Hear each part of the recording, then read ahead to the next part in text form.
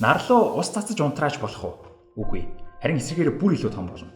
Хангалттай хэмжээний ус цацах юм бол супернова дэлбэрэлж үсгэж мэднэ. Тэгэд бүр хар нөх болон хувирч болно. Тэгвэл яагаад?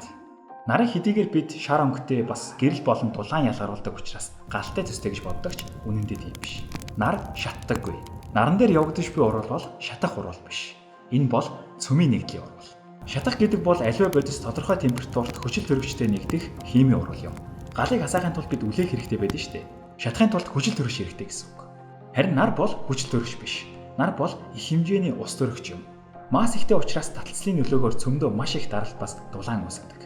Ингэснээр ус төрөгчийн атомууд хоорондоо нэгдээд гели атом болж хувирдаг. Үр дүнд нь асар их энерги ялгарна. Гал руу ус цацах юм бол унтардаг да. Шалтгаан нь шатах урвалыг үүсгэх температурыг нь бууруулж байгаа юм.